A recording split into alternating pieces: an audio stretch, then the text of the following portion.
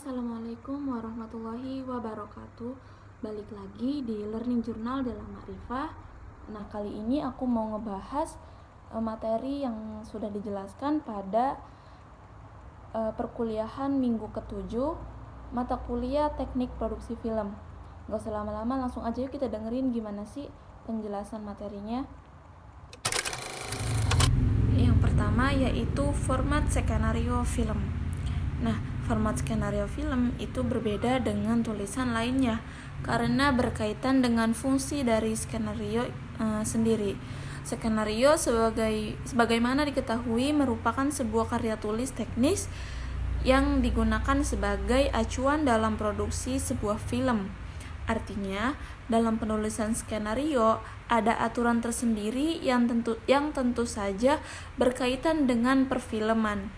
Format penulisan skenario atau penyusunan skenario bisa berbeda-beda tergantung gaya dan selera penulis skenario. Meski dari isi tidak banyak berbeda, format penulisan skenario sebagai berikut. Yang pertama yaitu margin, yang kedua huruf, yang ketiga halaman, yang keempat spasi, dan dalam lembar skenario ada beberapa elemen-elemennya. Di antaranya yaitu yang pertama judul, yang kedua scene.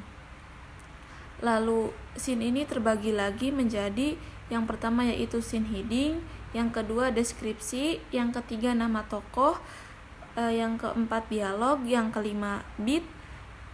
Nah, yang selanjutnya yaitu transisi. Yang selanjutnya yaitu logika bahasa. Nah, logika bahasa merupakan salah satu teknik untuk meneliti suatu penalaran. Penalaran itu merupakan suatu bentuk pemikiran. Penalaran adalah suatu proses berpikir dengan menghubung-hubungkan data atau fakta sampai pada suatu kesimpulan. Yang ketiga yaitu rasionalisasi data. Rasionalisasi data dalam film adalah proses menggabungkan, mengorganisasi, dan menyajikan informasi atau data yang kuat secara logis dan sistematis dalam film tersebut. Hal ini dilakukan agar pemirsa dapat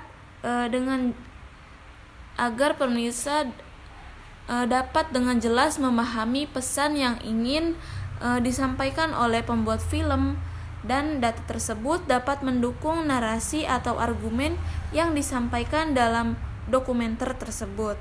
Nah, rasionalisasi data membantu membangun kepercayaan pemirsa terhadap informasi yang disampaikan dalam film. Lalu yang keempat ada wawancara. Wawancara adalah teknik untuk mendapatkan informasi faktual dari sumber yang relevan. Dalam konteks film, wawancara dapat digunakan untuk menghimpun testimonial atau informasi yang mendukung narasi. Nah, yang kelima yaitu studi pustaka. Dalam konteks program film dokumenter, yang dimaksud dengan studi pustaka sangat terkait dengan data berupa tulisan yang bersumber dari surat kabar, majalah, internet, hasil penelitian, buku, dan juga bisa berupa film-film referensi.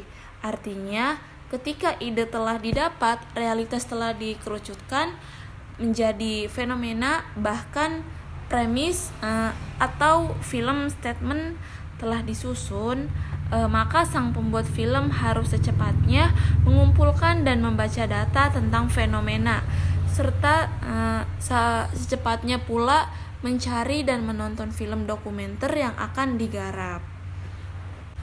Nah, yang terakhir yaitu data visualisasi dalam film.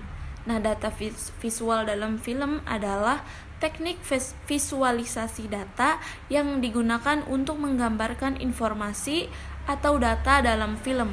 Hal ini dapat memperkaya pengalaman penonton dan membantu mereka memahami informasi dengan lebih baik. Penting untuk memahami konsep-konsep ini dalam pembuatan film agar dapat menghasilkan karya yang efektif dan informatif. Itu saja yang dapat saya sampaikan. Kurang lebihnya mohon maaf. Wassalamualaikum warahmatullahi wabarakatuh.